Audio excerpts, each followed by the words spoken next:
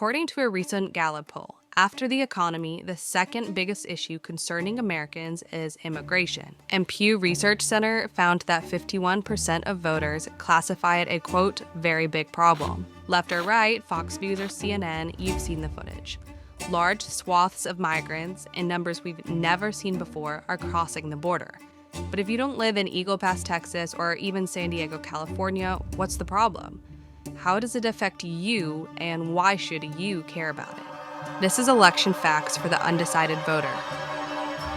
Part 1, Immigration. And now I'm about to give you 3 reasons why this issue should matter to you. Number 1, domestic crime. Every crime committed by an illegal migrant is one that never should have happened, like the brutal attack and murder of a 12-year-old girl in Houston. She was preyed on by 2 illegal Venezuelan immigrants. She was strangled to death.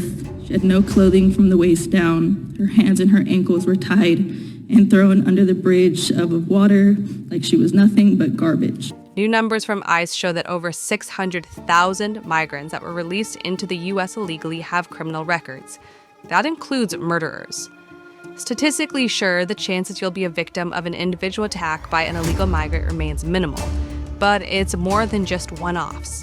Tren de Aragua, a Venezuelan gang that began in prisons there, has spread into the United States at a terrifying rate, spreading so far as Wisconsin. Police tell us all 10 here are members of Tren de Aragua. De Aragua gang members right here in San Antonio. Venezuelan gang members in the city. Gang members have taken over U.S. apartment buildings, they're trafficking drugs, they've robbed small businesses, they've attacked NYPD officers, and have been given the green light from their leaders to shoot at American police officers. U.S. Border Patrol Chief Jason Owens issued a warning in early April. Watch out for this gang known for murder, drug trafficking, sex crimes, extortion, and other violent acts.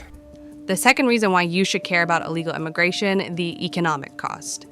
With immigration being the second highest issue plaguing the minds of U.S. voters, the economy is by far the first one. But the 2 issues actually are linked. A quick Google search and you'll find left-of-center media outlets telling you the influx of millions is a good thing for our economy. But what are the facts? Well, in September, Jerome Powell, the chair of the Federal Reserve, said that the massive influx of migrants has contributed to today's rising unemployment rate. There's been quite an influx across the borders, and that has actually been one of the things that's allowed unemployment rate to rise. But even if you have a steady job and you're not worried about unemployment, the taxes you will pay to support our new neighbors may shock you. According to testimony given to the House of Representatives Budget Committee, 60% of illegal migrants use one or more U.S. welfare program and received $42 billion of welfare assistance in 2021, which was before the largest influx of migrants arrived. Illegal migrants cost public schools $68 billion per year. Again, that was before the current surge, and they're costing the nation's public health system over $7 billion per year. Migrants do pay some taxes, about $26 billion in 2019, but that number leaves most of the responsibility up to you, the taxpayer. Finally, reason number 3, national security. A huge number of migrants crossing illegally are coming from countries that are hostile to the United States, like China, Russia, and Venezuela. New internal CBP data would show something remarkable. More Chinese nationals have been crossing here in the San Diego sector in recent months than Mexican nationals. In 2021, Border Patrol says it encountered 144,000 migrants from hostile nations. So far this year, that number has quadrupled to 643,000. 250 migrants who were on the terror watch list were encountered by agents, with 99 of them being released onto our streets. The Iranian government has set up a beachhead off the coast of Venezuela, where they're recruiting and training Venezuelan gangs. These gangs, like the one I told you about earlier, are smuggling weapons across the border, and a leaked U.S. Army report details how Tren de Aragua members have been caught taking photos, videos, and even trying to enter U.S. military bases. So, if you've been convinced that illegal immigration is not just an issue for border states, which candidate can you rely on to squash the problem? Just a few weeks ago, during her second trip to the border since 2021, Kamala said that she's all about tougher border security. The United States is a sovereign nation. And I believe we have a duty to set rules at our border and to enforce them. And I take that responsibility very seriously. But she and Biden repealed several Trump-era policies that allowed for tough border security on the first day they took office.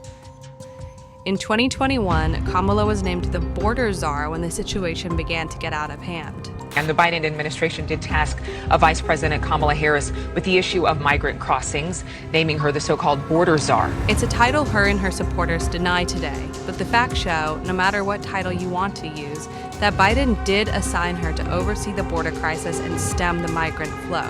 She's the most qualified person to do it, to lead our efforts with Mexico and the Northern Triangle, stemming the movement of so many folks, stemming the migration to our southern border. Back then, because of the responsibility Biden gave her, Kamala received a lot of pushback for visiting Central America to investigate the root causes of the problem, but not visiting the actual border where it was taking place. This whole thing about the border, we've been to the border. We've been to the border. You haven't been to the border. And I haven't been to Europe. After the pushback, Kamala did visit the border in 2021, but after her visit, numbers across the border continued to grow, with those coming into America even thanking her and Biden's administration for making it all so easy. I love you, Joe Biden. Thank you for everything, Joe Biden. And when Texas politicians tried to take matters into their own hands by using the state's National Guard to install wire fencing along the border to slow down the massive influx, the Biden-Harris administration ordered federal Border Patrol agents to cut that wire so that the migrants could enter. Now let's take a look at the other side. President Trump devoted most of his 4 years in office to border security. And the wall is being built. It's going up rapidly. And we think by the end of next year, which will be sometime right after the election, actually, but we think we're going to have close to 500 miles of wall, which will be complete. And he has based the vast majority of his campaign around it as well. On day one, I will seal the border, stop the migrant invasion, and we will begin the largest deportation operation in the history of our country. We have no choice. His opponents say he's the one responsible for killing a border bill earlier this year, urging Republicans not to pass it, all in an effort to keep the border situation dire and his campaign relevant. But several Republicans, from Utah's conservative Mike Lee to the more moderate Marco Rubio, also blasted it for not going far enough to protect America. While the bill did provide $20 billion for government resources to address illegal immigration, 87% of the funds were earmarked for other non-related purposes, like supporting Ukraine. The bill would have required the administration to close the border if there were more than 8,500 encounters on one single day, a number many Republicans felt was way too high. Now you know the facts, it's time for you to decide.